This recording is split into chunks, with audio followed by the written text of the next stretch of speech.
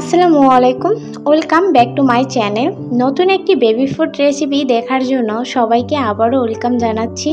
Cerelac বা serial যেটাই বলা হোক না কেন, বাচ্চাদের জন্য খুবই একটি পুষ্টিকর খাবার। আমরা কম বেশি সবাই জানি, কিন্তু শিশুদের খাদ্য হিসেবে খুবই ব্যয়বহুল এই খাবারটি। এছাড়াও বাজারের প্যাকেটজাত খাবার বাচ্চাদের জন্য কতটা স্বাস্থ্যসম্মত এবং স্বাস্থ্যের জন্য ভালো, সে বিষয় নিয়ে অনেক নতুন বাবা মারা কিন্তু চিন্তায় থাকেন যে কি রকমের হবে। সো আজ দেখে নিন বাসায় স্বাস্থ্যসম্মত উপায় কিভাবে সেরেলাক বানানো যায় এবং কিভাবে এটা সংরক্ষণ করবেন এবং এটা কিভাবে তৈরি করবেন।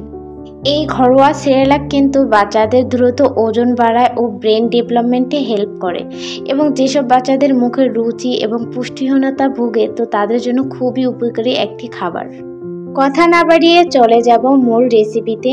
তো প্রথমে আমরা দেখে নেব যে সেরেলাক বানাতে কি কি উপকরণ লাগে। এখানে আমি নিয়েছি কয়েক ধরনের চাল, ডাল এবং বাদাম। তো প্রথমে আমি নিয়েছি 1 কাপ পরিমাণ মতো ওটস। তো এটা কিন্তু বাচ্চাদের কোষ্ঠকাঠিন্য দূর করে। এরপরে নিয়েছি 1 কাপ পরিমাণ মতো কাঠবাদাম, আর সম পরিমাণ মতো নিয়েছি কাজু বাদাম। বাদাম কিন্তু বাচ্চাদের ব্রেন ডেভেলপমেন্ট এবং ফেজের কিন্তু উজ্জ্বলতা ঠিক রাখে। নিয়েছি কিন্তু আমি 1 কাপ পরিমাণ মতো মসুর ডাল, আর মসুর ডাল কিন্তু বাচ্চাদের ভিটামিন ডি ঘাটতি কিন্তু পূরণ করে। এরপর নিয়েছি 1 কাপ পরিমাণ মতো খেসারি ডাল। তো তোমরা খেসারি ডালের বদলে মুগ ডালটাও ব্যবহার করতে পারো। আর নিয়েছি 2 কাপ পরিমাণ মতো ভাতের চাল, আর নিয়েছি 2 কাপ পরিমাণ মতো পোলার চাল। এরপর আমি হাই প্রোটিন হিসাবে 1 মুঠ করে নিয়েছি চীনা বাদাম, আখরোট এবং ভুট্টা এবং বুটের ডাল। এতে কিন্তু প্রচুর পরিমাণ প্রোটিন থাকে, এবং যেসব বেবিদের অ্যালার্জি এবং একজিমার সমস্যা আছে, তো তোমরা কিন্তু এই চীনা বাদামটা বাদ দিতে পারো। এরপর সেরেলাকের সবগুলো উপকরণ নর্মাল পরিষ্কার পানিতে কিন্তু ভালো মতো করে ধুয়ে নেবে। ওটস এবং চীনা বাদাম দুটো কিন্তু আলাদা করে রেখে দেবে এবং নর্মাল পরিষ্কার পানি দিয়ে ধুয়ে নেবে। যতক্ষণ না পর্যন্ত স্বচ্ছ পানি আসছে, ঠিক ততটা পর্যন্ত তোমরা কিন্তু হাত দিয়ে ভালো মতো করে কষলিয়ে ধুয়ে নেবে। এরপর ধোয়ার শেষে 5 থেকে 10 মিনিট ভিজিয়ে রাখবে। এই যে কাঠবাদামের উপরে খোসাটা যখন নরম হয়ে আসবে, এটাকে কিন্তু ফালিয়ে দেবে। এভাবেই আমি কাঠবাদামের উপরের আবরণগুলো কিন্তু আমি ফালিয়ে দেব। এরপর তোমরা 2 থেকে 3 দিন কড়া রোদে ভালো মতো করে সেরেলাকের উপকরণগুলো শুকিয়ে নেবে, যতক্ষণ না পর্যন্ত এটা ঝরঝরা না হয়েছে। এবং সেরেলাকের উপকরণগুলো শুকনো এবং ঝরঝরে হয়ে আসলে তোমরা সেরেলাকের শুকনো উপকরণগুলো তাওয়ায় মিডিয়াম আঁচে রেখে ঘন ঘন নেড়েচেড়ে ভেজে নিতে হবে। কোনোভাবেই চুলার আঁচ কিন্তু বাড়ানো যাবে না, তাহলে কিন্তু সেরেলাকের উপকরণগুলো নষ্ট হয়ে যাবে। আমি বাদামগুলো ভেজে নেব, কারণ সেরেলাকের অন্য উপকরণের তুলনায় বাদাম একটু মোটা হয়ে থাকে এবং এর উপরে কিন্তু চীনা বাদামের খোসা থাকে, যার কারণে আমি ফার্স্ট টাইমে এগুলোকে টেলে নেব এবং সেরেলাকের বাকি উপকরণগুলো এর সাথে মিক্স করে বারবার কিন্তু নেড়ে চেড়ে নেব। তা না হলে কিন্তু সেরেলাকের নিচের অংশগুলো কিন্তু পুড়ে যেতে পারে বা লাল হয়ে যেতে পারে অতিরিক্ত, তাহলে কিন্তু সেরেলাক কিন্তু খেতে কিন্তু বেশি একটা ভালো লাগবে না, এবং পোড়া সেরেলাকগুলো কিন্তু খেতে কিন্তু তিতা লাগে। তো সেক্ষেত্রে তোমরা কিন্তু এই রকমের করে ভেজে নেবে।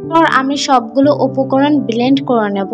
যাদের বাচ্চার বয়স 1 বছরের নিচে, তো তাহলে তোমরা ফার্স্ট টাইমে এই শুকনো উপকরণগুলো ব্লেন্ড করে নেবে, তারপর বাদামগুলো ব্লেন্ড করে নেবে। তো তাহলে কিন্তু সেরেলাকটা একটু ভালো একটা ব্লেন্ড করা হবে। এগুলো ব্লেন্ড করতে করতে আমার প্রিয় দর্শকদের কাছে একটি ছোট্ট অনুরোধ করে নেব, ভিডিওটি ভালো লাগলে প্লিজ একটি লাইক দেবেন, এবং বাচ্চাদের জন্য এরকমের আরো নতুন নতুন স্বাস্থ্যকর ও পুষ্টিকর খাবার রেসিপি পেতে প্লিজ আমার চ্যানেলটি সাবস্ক্রাইব করে সাথে থাকুন, এবং পাশে থাকা ছোট্ট ঘন্টাটায় বাজিয়ে অল সেট করে রাখবেন, যাতে নতুন ভিডিও দেওয়ার সাথেই প্রথমে আপনার কাছে নোটিফিকেশন চলে যাবে আর আপনি দেখে নিতে পারেন।